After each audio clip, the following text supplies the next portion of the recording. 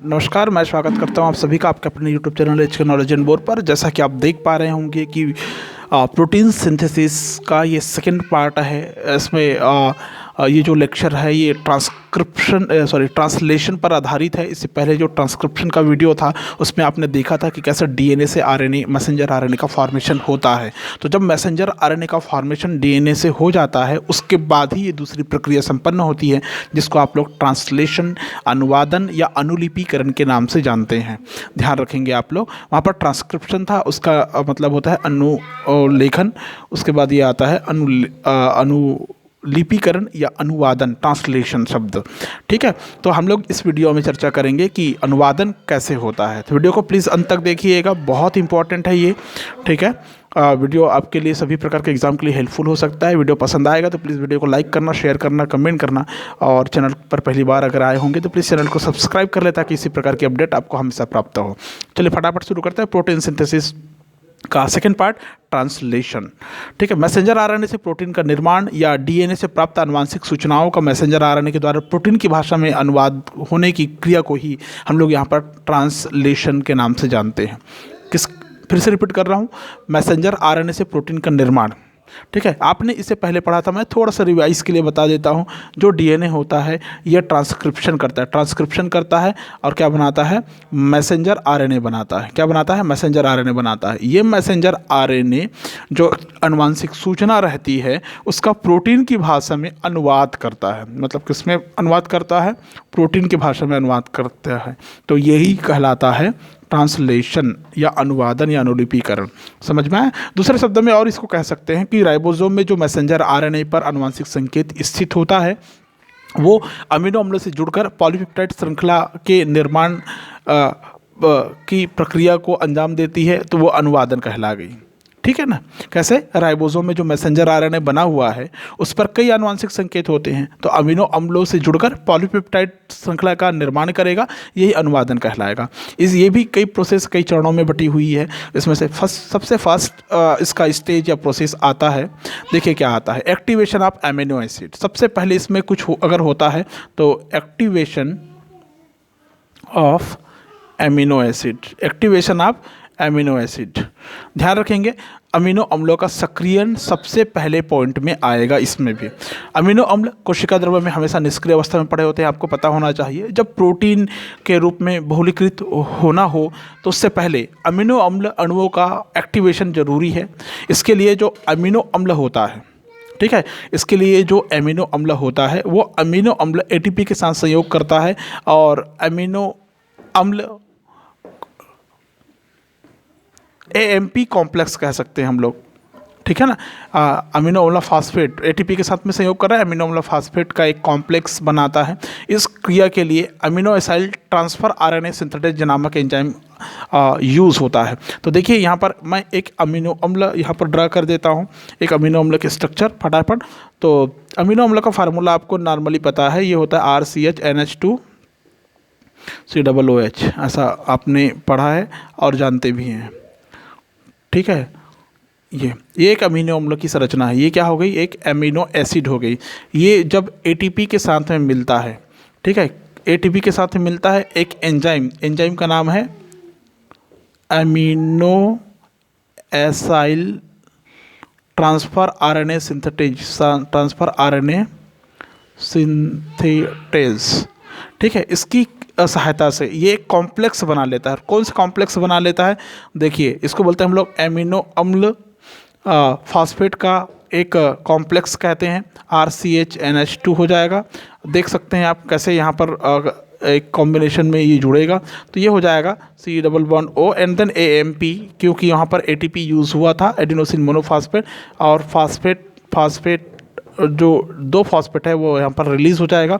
यहाँ पर एक कॉम्प्लेक्स का फॉर्मेशन होता है। इस कॉम्प्लेक्स का नाम है अमीनो अम्ल AMP एंजाइम कॉम्प्लेक्स। ठीक है, इसका फॉर्मेशन कर लेता है। तो ये इस प्रकार आप समझ सकते हैं कि इस amino acid transfer RNA synthetase enzyme की उपस्थिति में जो अमीनो अम्ल है वो एक्टिवेट हो गया। ठीक है, अब जब वो सक्रिय हो जाता है तो क्या होता है, दूसरी प्रक्रिया में आता है। दूसरी प्रक्रिया क्या है, ट्रांसफर आरएनए के साथ सक्रिय अमीनो अम्ल का जुड़ना। दूसरी प्रक्रिया होती है transfer attachment of activated amino acid on transfer RNA ऐसा मतलब ट्रांसफर आरएनए के साथ सक्रिय अमीनो अम्ल का जुड़ना। ठीक है, जो सक्रिय अमीनो अम्ल बनना है ये कहाँ से किससे जुड़ेगा? सक्रिय अमीनो अम्ल से जुड़ेगा। कैसे जुड़ेगा? देखिए, पहले में आपको एक कॉम्प्लेक्स मिला अमीनो अम्ल एडेनोसिन मोनोफॉस्फेट का एक कॉम्प्लेक्स मिला जिसमें एंजाइम्स भी उपस्थित है। ये ट्रांसफर आरएनए के साथ में क्रिया करता है और वहाँ पर एक अमीनो अम्ल ट्रांसफर आरएनए कॉम्प्लेक्स का फॉर्मेशन करता है। क्या करता है? अमीनो अम्ल ट्रांसफर आरएनए का फॉर्मेशन करता है। इस क्रिया के बाद amino acid transfer RNA synthetic enzyme जो यहाँ पर यूज़ हुआ रहता है वो मुक्त हो जाता है। कैसे होता है? देखिए, मैं इसी को लिख रहा हूँ, इसको हम ऐसा लिख सकते हैं यहाँ पर समझने के लिए। अमीनो अम्ल जो पहला था, ठीक है, ये कॉम्प्लेक्स बना था एडेनोसिन मोनोफॉस्फेट एंजाइम वहाँ पर यूज़ हुआ था। ठीक है, ये ऐड होता है, ये बाइंड होता है। किससे बाइंड होता है? ट्रांसफर आरएनए से बाइंड होता है। किससे बाइंड होता है? ट्रांसफर आरएनए से बाइंड होता है। कैसे बाइंड होता है देख लीजिए। ठीक है, ट्रांसफर आरएनए का स्ट्रक्चर मैंने एक वीडियो में बनाया हुआ है। ठीक है, ये एक ट्रांसफर आरएनए हुआ। ठीक है, ये एक साइट, ये सेकंड साइट, ये इस प्रकार का, ये हो गया ट्रांसफर आरएनए। ये क्या है? Transfer RNA. ये इस समय अनचेंज्ड रहता है। ठीक है, जब इसके साथ में जुड़ता है, किसके साथ में? ये कॉम्प्लेक्स के साथ में जुड़ता है, तब ये बना लेता है amino acid transfer RNA complex बना लेता है। क्या बना लेता है? Amino acid transfer RNA synthetase का फॉर्मेशन कर लेता है। सिंथेटेज यहाँ पर रिलीज हो जाता है, ये याद रखेंगे आप। ठीक है, ये इस प्रकार का स्ट्रक्चर और इसमें जो जुड़ा हुआ रहेगा ये अमीनो अम्ल जो फर्स्ट जो एक्टिवेट हुआ है वो जुड़ा हुआ रहेगा। मतलब यहाँ पर एक कॉम्प्लेक्स बन गया, amino acid transfer RNA complex बन गया। इस स्थिति में जो एडेनोसिन मोनोफॉस्फेट का एक जो ग्रुप है वो अलग हो जाएगा और जो एंजाइम यूज़ हुआ था, कौन सा enzyme? Transfer RNA synthetase enzyme, वो यहाँ से रिलीज़ हो जाएगा। क्लियर है? तो एक कॉम्प्लेक्स का फॉर्मेशन हो गया, समझ में आ गया। अब इसमें कॉम्प्लेक्स का जो फॉर्मेशन हुआ, अमीनो अम्ल जो कॉम्प्लेक्स बना, उसमें उसकी स्ट्रक्चर अगर आप लोग देखें, इसकी स्ट्रक्चर अगर आप लोग देखें तो ये स्ट्रक्चर कैसे बनेगा? बहुत सिंपल तरीके से मैं सिर्फ इसी को बना के बता रहा हूँ। ठीक है, ये ऐसा बनेगा CHNH2 C double bond O and then ATP का ट्रांसफर आरएनए था, तो ये ऐसे इस प्रकार से जुड़ा हुआ आपको दिखाई देगा। ये ऐसा एक कंटेंट बनाता है। ये हो गया ट्रांसफर आरएनए अमीनो अम्ल कॉम्प्लेक्स हो गया। ठीक है, दूसरी प्रक्रिया में। तीसरी प्रक्रिया इसमें जो आएगी वो होता है पॉलीपेप्टाइड श्रृंखला का प्रारंभ। अब देखो, अमीनो एसिड एक्टिवेट हो गया, ट्रांसफर आरएनए से अमीनो एसिड जुड़ गया। समझ में आया? अब आता है initiation of polypeptide chain. Initiation of polypeptide chain. ठीक है ना, इनिशिएशन ऑफ पॉलीपेप्टाइड चेन। समझ में आ गया?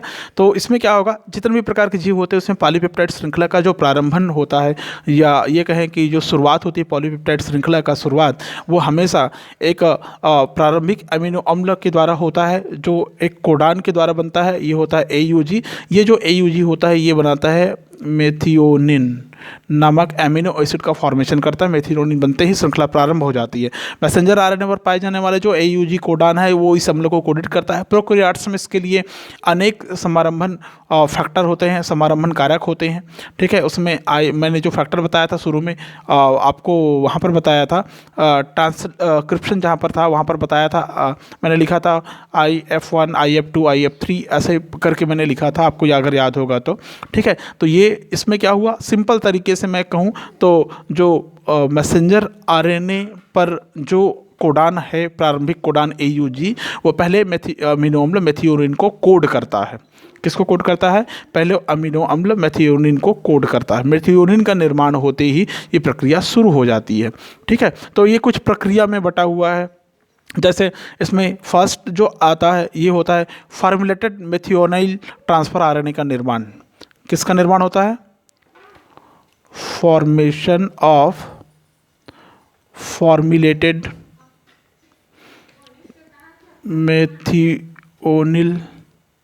मेथियोनिल transfer RNA, formulated methionyl transfer RNA का निर्माण होता है। कैसे निर्मित होता है देख लीजिए।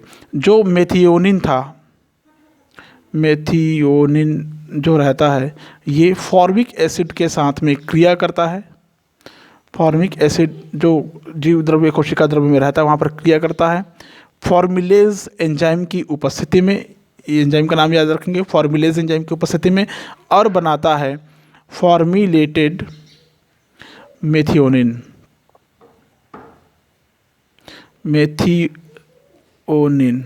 मेथियोनिन बनाता है। मतलब हम इसको कैसे लिख सकते हैं, ये जो एफ-मेट लिखते हैं, फार्मुलेटेड मेथियोनिन लिखते हैं जिसको हम लोग, ठीक है। ये एंजाइम से क्रिया करता है और क्या बनाता है, फॉर्मुलेटेड मेथियोनिल ट्रांसफ़र आरएनए का फॉर्मेशन करता है, ठीक है। इसको हम ऐसा लिख सकते हैं, एफ-मेट फॉर्मुलेटेड मेथियोनिन एटीपी के साथ में क्रिया करता है। Methionyl transfer RNA enzyme, methionyl transfer RNA synthetase enzyme यहाँ पर प्रयोग होती है, सिंथेटेज, ठीक है। इसकी सहायता से यहाँ पर बनता है formulated methionine adenosine monophosphate with enzyme का कॉम्प्लेक्स तैयार होता है। ये फॉस्फेट वहाँ पर अलग हो जाता है और ये बनाता है लास्ट में formulated methionine enzyme transfer RNA से जुड़ जाता है। एफ-मेट की सहायता से, एफ-मेट जो पहले बना हुआ है वो इससे जुड़ जाएगा और बनाएगा एक बड़ा सा complex formulated methionine transfer RNA, formulated methionine adenosine monophosphate अलग हो जाएगा, एंजाइम यहाँ पर मुक्त हो जाएगा। मतलब हमको ज़रूरत इसकी है, ये बन गया फॉर्मुलेटेड मेथियोनिल ट्रांसफ़र आरएनए का निर्माण हो गया। अब क्या होता है, मैसेंजर आरएनए तथा राइबोसोम की छोटी इकाई का जुड़ना, ठीक है। ये हो गया फॉर्मुलेटेड मेथियोनिन का निर्माण हो गया। अब क्या होगा, जो association of messenger RNA and 30S unit of ribosome. अब मैं इसको हेडिंग नहीं दे रहा हूँ, मैं सीधा डायरेक्टली लिख रहा हूँ। दूसरे नंबर में क्या होगा, association of messenger RNA and 30S unit of ribosome. लिख देता हूँ रे बाबा, association of messenger RNA and 30S unit of ribosome. मतलब मैसेंजर आरएनए तथा राइबोसोम की छोटी इकाई का जुड़ना। प्रोकैरियोट्स में राइबोसोम 70S प्रकार का होता है, छोटी और बड़ी इकाइयाँ 30S और 50S प्रकार की होती है प्रोकैरियोट सेल्स में, ठीक है ना।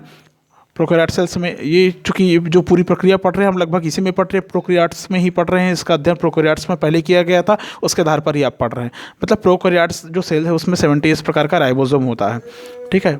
जितने भी प्रोकैरियोट्स होते हैं उसमें 70S प्रकार का राइबोसोम होता है, जो कि 30S और 50S सब यूनिट में जुड़ा हुआ या 50S टाइप्स में मिलेगा आपको। प्रोटीन निर्माण के लिए दोनों पूर्व इकाइयाँ अलग अलग हो जाती हैं। अलग अलग होने के कारण प्रोटीन निर्माण के समय सबसे पहले मैसेंजर आरएनए श्रृंखला 30S इकाई के साथ संयुक्त होकर 30S मैसेंजर आरएनए कॉम्प्लेक्स का निर्माण करती है। मतलब इसकी जो सबसे छोटी इकाई है 30S राइबोसोम की सब यूनिट है, जो कि 70S राइबोसोम की सब यूनिट है, वो मैसेंजर आरएनए के साथ में मिलकर एक कॉम्प्लेक्स का निर्माण करती है, 30S मैसेंजर आरएनए का फॉर्मेशन करती है। इस अभिक्रिया के लिए वहाँ पर फैक्टर IF1 IF2 जैसे बाह्य कारक वहाँ पर उपस्थित रहेंगे, ठीक है। वहाँ पर ऊर्जा मिलेगी उसको GTP से, ठीक है। GTP से ऊर्जा मिलेगी, GDP में कन्वर्ट हो जाएगा, एक फास्फेट यहाँ पर, इनऑर्गेनिक फास्फेट यहाँ पर रिलीज हो जाएगा, ठीक है। तो इस प्रकार का एक कॉम्प्लेक्स का फॉर्मेशन होता है। कौन सा कॉम्प्लेक्स बना यहाँ पर, 30S मैसेंजर आरएनए का कॉम्प्लेक्स बना, ठीक है। अब क्या होता है, जो formulated methionine transfer RNA F-met जो होता है, जो पहले बना हुआ है, वो 30S मैसेंजर आरएनए के साथ जुड़ेगा, ठीक है ना। पहले नंबर में क्या जुड़ा था, अमीनो अम्ल ट्रांसफ़र आरएनए से जुड़ा था। इसमें क्या हुआ था, जो फॉर्मुलेटेड मेथियोनिन है उसका फॉर्मेशन हुआ था। दूसरे नंबर में क्या हुआ, जो राइबोसोम की यूनिट है उससे मैसेंजर आरएनए जुड़ गया। अब जो फॉर्मुलेटेड मेथियोनिन है वो उससे जुड़ेगा तीसरे नंबर में। थर्ड नंबर में क्या होगा, binding of F-met, binding of F-met formulated methionine transfer RNA ऐसा लिखते हैं इसको एफ मेट।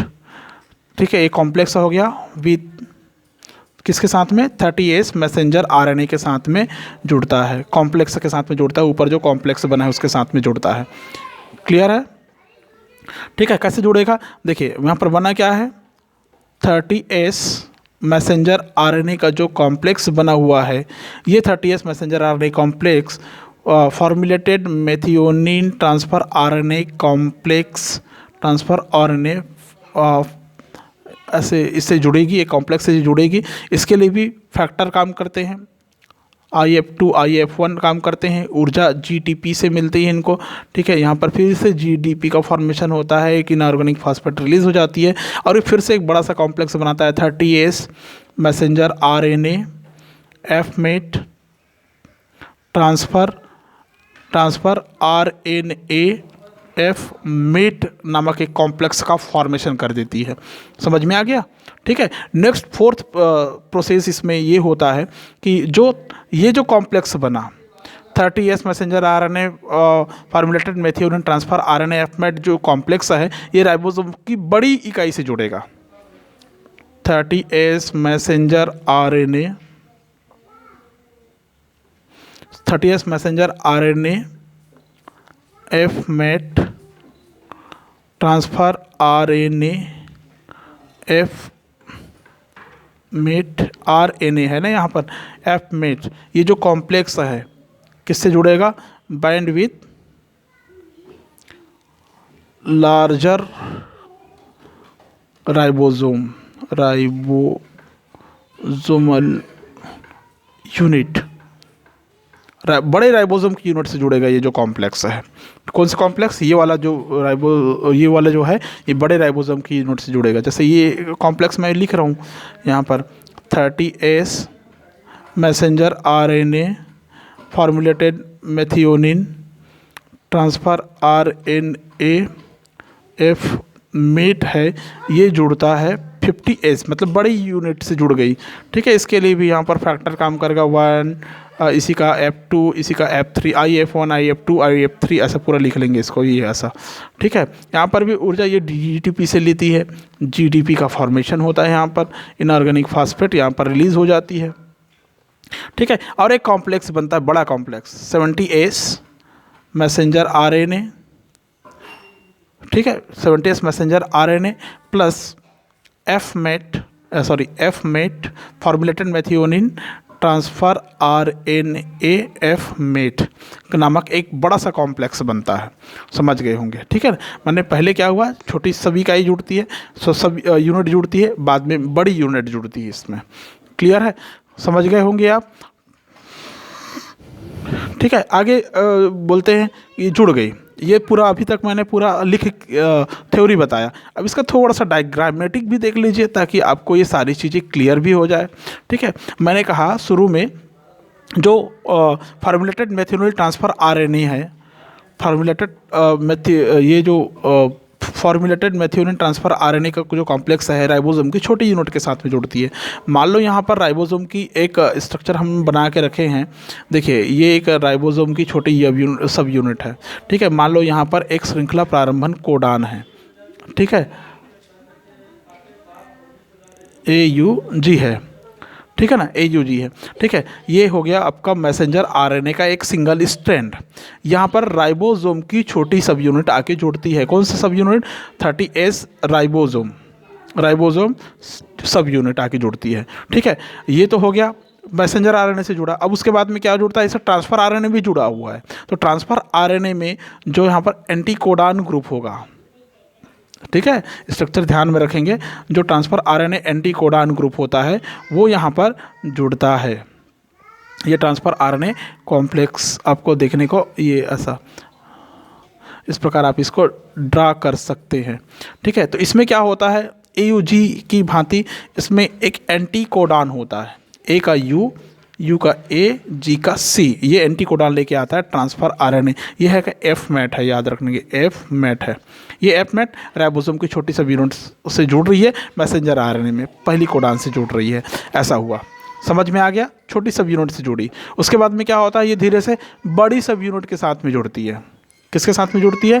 बड़ी सब यूनिट के साथ में जुड़ती है। मतलब यहाँ पर मेथियोनिन का फॉर्मेशन हो चुका है। ठीक है, किसका फॉर्मेशन हो गया है? मेथियोनिन का फॉर्मेशन हो चुका है पहली प्रक्रिया में। अब ये जो मेथियोनिन का फॉर्मेशन हुआ है ये बाद में बड़ी यूनिट से जाके जुड़ेगी। किससे जुड़ेगी? बड़ी यूनिट से जाके जुड़ेगी और वहाँ पर फिर से एक एमिनो एसिड का फॉर्मेशन करेगा। समझ में आए? राइबोसोम कैसे जुड़ेगा देख लीजिए। ये राइबोसोम 5 डेज और 3 डेज, 5 डेज प्राइम या 5 प्राइम एंड और 3 प्राइम एंड पर। ठीक है, जो राइबोसोम की यूनिट है, ठीक है, आई मीन राइबोसोम की यूनिट में 2 साइट होते हैं, ए और पी साइट। मैं पी और ए साइट ऐसा बता रहा हूँ आपको। ये राइबोसोम की एक यूनिट है, ये यहाँ पर जुड़ा हुआ है समझ लीजिए। और यहीं पर जो कोडान था इसका AUG श्रृंखला प्रारंभन कोडान है। इससे एक कोडान जुड़ा था UAC ऊपर की तरफ। ये इसके आगे की बात बता रहा हूँ मैं। ठीक है ना, समझ रहे हो ना? तो यहाँ पर अमीनो एसिड का एक हिस्सा जो एमिन ग्रुप है वो पहले डोनर साइड पे रहता है, बाद एक्सेप्टर साइट की तरफ कार्बोक्सिलिक समूह रहता है। बाद में ये जब आगे जाता है, आगे बढ़ते जाता है तो क्या होता है? पहले तो ये मेथियोनिन का फॉर्मेशन कर लिया है, ये यहाँ पर एफ मेथियोनिन का फॉर्मेशन कर लिया है। लेकिन आगे ये जो आगे बढ़ेगा तो क्या होगा? जब बड़ी सब यूनिट आके जुड़ेगा तो क्या होगा? मान लो अगर ये बड़ी सब यूनिट है तो क्या होगा? यहाँ पर फिर से एक कोडान मिलेगा इसको। ठीक है, कौन सा कोडान? फॉर एग्जांपल GCC अगर कोडान मिलता है, फिर से ट्रांसफर RNA यहाँ पर आगे बाइंड होगा। ठीक है, CGC आके बाइंड हुआ। जब ये दोनों बाइंड हुआ तो यहाँ पर फिर बनता है एलेनिन बनता है। क्या बनता है? एलेनिन बनता है। ठीक है, तो ये पी डोनर साइड, ये एक्सेप्टर साइड पर होता है। 2 एमिनो एसिड यहाँ पर बन गया। समझ में आया? तो पहले एमिनो एसिड का एमिन समूह इससे जुड़ा होगा और दूसरे एमिनो एसिड का कार्बोक्सिलिक समूह इससे भी जुड़ा होगा और दोनों के बीच में यहाँ पर एक बॉन्ड बनता है जिसको बोलते हैं फास्फोडाइएस्टर बॉन्ड बोलते हैं। समझ में आ गया? ये 2 एमिनो एसिड का फॉर्मेशन हुआ यहाँ पर। अब जैसे 2 एमिनो एसिड का फॉर्मेशन होता है वैसे लगातार कई एमिनो एसिड का फॉर्मेशन होता है। मतलब आपको थर्ड पॉइंट जो बताया गया था, इनिशिएशन ऑफ पॉलीपेप्टाइड चेन, मतलब पॉलीपेप्टाइड चेन का बनना या प्रारंभ होना हो चुका है, प्रारंभ हो चुका है। अब ये जो मैंने बताया ये पॉलीपेप्टाइड श्रृंखला में वृद्धि है या लंबाई में वृद्धि है। तो इसको 4th पॉइंट में मैं शो कर रहा हूँ। ये होगा elongation of polypeptide chain, peptide chain. जो एक मेथियोनिन बना यहाँ पर, मतलब एक एमिनो एसिड बना, उसके बाद में लगातार कई एमिनो एसिड उससे बनते जाते हैं। ये प्रक्रिया आगे बढ़ते जाती है। ठीक है, मैं ज़्यादा आगे नहीं बता रहा हूँ, नहीं ज़्यादा आगे नहीं बढ़ा रहा हूँ। ठीक है, समझ में आया? ये जो होता है इसको पेप्टाइड बॉन्ड बोलते हैं। मैंने वहाँ पर क्या बोला था? फास्फोडाइएस्टर गलत था, वो पेप्टाइड बॉन्ड से ये लगातार जुड़ते जाता है। ऐसे ही मेथियोनिन बना, एलेनिन बना, उसके बाद में और एमिनो एसिड बनते जाते हैं। समझ में आया ना? लगातार बनते जाता है, लगातार ये बनते जाता है। समझ में आया? मतलब दूसरे एमिनो अम्ल transfer RNA ribosomal messenger RNA complex से जुड़ते जाता है। जैसे पहले में मेथियोनिन बना था, बाद में एलेनिन बनेगा।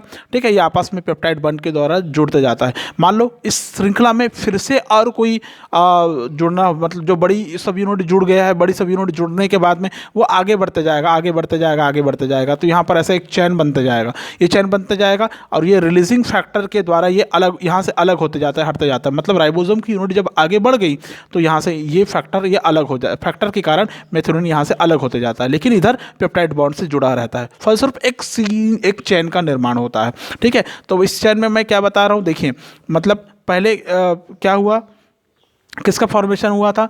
राइबोसोम मैसेंजर RNA के 3 डेज की ओर खिसकने लगता है। इसके फलस्वरूप जो पहले कॉम्प्लेक्स बना था, formulated methionine transfer RNA complex बना था, वो A स्थल से खिसक कर राइबोसोम की P स्थल पर चला जाएगा तथा A स्थल पुनः खाली हो जाएगा। मतलब ये जो साइट है ये आगे बढ़ते जाता है। यहाँ पर पहले P में था, बाद में खसक के A में चला जाएगा, P खाली हो जाएगा, फिर P में जाएगा, फिर A खाली हो जाएगा। इस प्रकार दूसरे कॉम्प्लेक्स का फॉर्मेशन वहाँ पर होते जाता है, दूसरे एमिनो एसिड का फॉर्मेशन होते जाता है। मतलब आपको पता होना चाहिए जो बॉन्ड बनता है P स्थल पर उपस्थित अमीनो अम्ल कार्बोक्सिलिक समूह और A स्थल पर उपस्थित एमिन समूह P के बीच बनता है।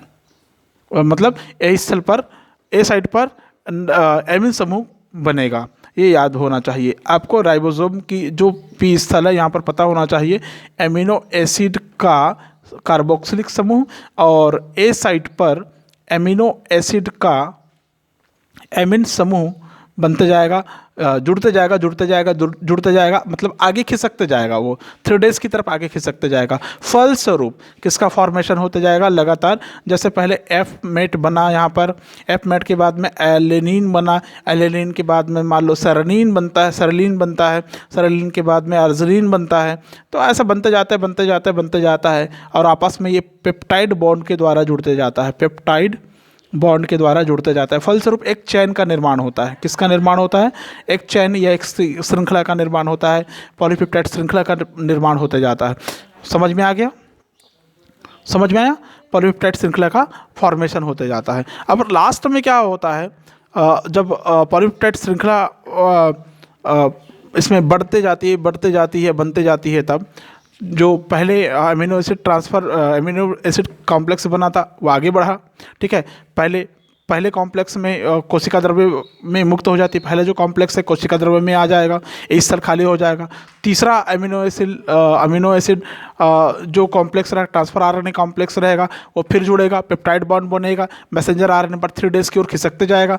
तीसरे अमीनो अम्ल को फिर से जो ट्रांसफर आरएनए ए साइड पर आया है वो फिर से पी स्थल पर चला जाएगा, ए साइड से पी स्थल पर चला जाएगा, खाली हुए ए स्थल पर चौथा अमीनो अम्ल ट्रांसफर आरएनए कॉम्प्लेक्स फिर से जुड़ जाएगा। फलस्वरूप एमिनो एसिड 3 का जो कॉम्प्लेक्स रहेगा 4 के बीच में पेप्टाइड बनता जाएगा। मतलब ये एमिनो एसिड फर्स्ट, ये amino acid second, third, fourth, ऐसे तो दोनों के बीच में पेप्टाइड बनते जाता है। अंत में पॉलीपेप्टाइड श्रृंखला का भी समापन होता है।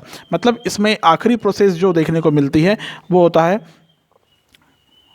टर्मिनेशन ऑफ पॉलीपेप्टाइड चैन। अगर मैं कहूँ कि ये पूरा का पूरा किससे जुड़ा हुआ है, इधर एक यहाँ से अलग कलर में शो कर देता हूँ, यहाँ पर मैसेंजर आरएनए है ना, 3 डेज इधर है, 5 डेज इधर है, ऐसे थोड़ी देर के लिए समझ लीजिए। ठीक है, यहाँ पर राइबोसोम की यूनिट आई हुई है। ठीक है, मान लो इस आखिरी हिस्से में यहाँ पर आई हुई है, मतलब यहाँ पर एक कोडान था, उसका एंटी कोडान लेके आया था ट्रांसफर आरएनए। कौन लेके आया था? ट्रांसफर आरएनए लेके आया था। आखिरी में एक रिलीजिंग फैक्टर या टर्मिनेटर कोडान पाया जाएगा। कौन सा कोडान पाया जाएगा, इसको मैं हाईलाइट कर देता हूँ। यहाँ पर एक कोडान जैसे मिलता है, कौन सा कोडान? UAA या UAG या UGA, ये समापन कोडान अगर मिलता है, जैसे समापन कोडान आया तो उस स्थल पर आखिरी एमिनो एसिड बढ़ता है, इसको टर्मिनेशन कोडान कहलाता है। इस स्थल पर राइबोसोम या पेप्टाइडल ट्रांसफर आरएनए पहुंचता है, राइबोसोम आगे नहीं बढ़ पाता, पॉलीपेप्टाइड श्रृंखला यहीं पर बनने की प्रक्रिया है वो रुक जाती है। Ribosome, transfer RNA, messenger RNA एक दूसरे से यहाँ पर पृथक हो जाएगा। ठीक है, जो मैसेंजर आरएनए है वो ट्रांसफर आरएनए एक दूसरे से यहाँ पर अलग हो जाएंगे, ट्रांसफर आरएनए यहाँ से रिलीज हो जाएगा, ये कोडान आते हैं। इस क्रिया को करने के लिए यहाँ पर एक फैक्टर RF1, RF2, ये जो रिलीजिंग फैक्टर है, रिलीजिंग RF मतलब रिलीजिंग फैक्टर, ये उपस्थित होता है, जिसके कारण जो ट्रांसफर आरएनए जुड़ा हुआ है वो वहाँ से अलग हो जाता है। ठीक है ना, समझ में आ गया? फिर बाद में क्या होता है, स्वतंत्र जो पॉलीपेप्टाइड श्रृंखला का जो रूपांतरण है, जो मॉडिफिकेशन है, modification of release polypeptide chain कहेंगे हम लोग। टर्मिनेशन के बाद में, टर्मिनेशन मैंने बताया कि कैसे टर्मिनेट होता है वो, समझ में आया? मतलब ट्रांसफर आरएनए क्या होता है, जैसे आखिरी एमिनो एसिड को बना देता है। फॉर एग्जांपल अगर लास्ट में वहाँ पर ग्लाइसिन बना है, ठीक है, इसमें आखिरी में यहाँ पर मैं लिखता हूँ जो ग्लाइसिन बना है, तो इसके बनते ही वहाँ पर ट्रांसफर आरएनए क्या हो जाएगा, रिलीज हो जाएगा, कोशिका द्रव्य में फिर से मुक्त हो जाएगा, मैसेंजर आरएनए अलग हो जाएगा, राइबोसोम की यूनिट भी मुक्त हो जाएगी। समझ में आ गया? ठीक है, अब जो पॉलीपेप्टाइड श्रृंखला बनी हुई है, ठीक है, उसमें फॉर्मुलेटेड मेथियोनिन अभी भी रहता है। तो फॉर्मुलेटेड मेथियोनिन है, वहाँ पर फॉर्माइल समूह फॉर्मुलेज एंजाइम की क्रिया के द्वारा डीफॉर्मुलेज होता है, वहाँ पर फॉर्मिक एसिड और मेथियोनिल पेप्टाइड अलग हो जाता है, मेथियोनिल भी अलग हो जाता है, पेप्टाइड भी अलग हो जाता है। जो मेथियोनिल पेप्टाइड है वो एमिनो पेप्टाइड के द्वारा मेथियोनिन और पेप्टाइड अलग हो जाता है। इस प्रक्रिया के द्वारा जो आखिरी में केवल पॉलीपेप्टाइड श्रृंखला जो बनी हुई है उसमें प्राइमरी स्ट्रक्चर ऑफ प्रोटीन प्राप्त होती है, प्रोटीन की प्राथमिक संरचना का निर्माण होता है। वो जब परिपक्व होता है, मैच्योर होता है, तो पॉलीपेप्टाइड श्रृंखला फोल्डिंग शुरू करता है। जब वो फोल्डिंग शुरू करता है, अल्फा हेलिक्स और बीटा हेलिक्स का शीट ग्रहण करना शुरू कर देता है। फलस्वरूप 3 डायमेंशनल वहाँ पर एक स्ट्रक्चर बनती है। मतलब आप ये कह सकते हैं कि पहले प्राइमरी, बाद में कोल्डेड होकर आपस में गुथ कर या मिलकर वो सेकेंडरी और टर्सरी प्रकार के प्रोटीन का निर्माण, सेकेंडरी, टर्सरी एंड देन चतुर्थक प्रकार के प्रोटीन का फॉर्मेशन करना शुरू कर देता है। समझ में आया? वीडियो पसंद आए तो प्लीज़ वीडियो को लाइक करें, शेयर करें, कमेंट करें। चैनल पर पहली बार है तो प्लीज़ सब्सक्राइब कर लें ताकि किसी प्रकार की वीडियो का अपडेट आपको हमेशा प्राप्त हो। Thank you so much.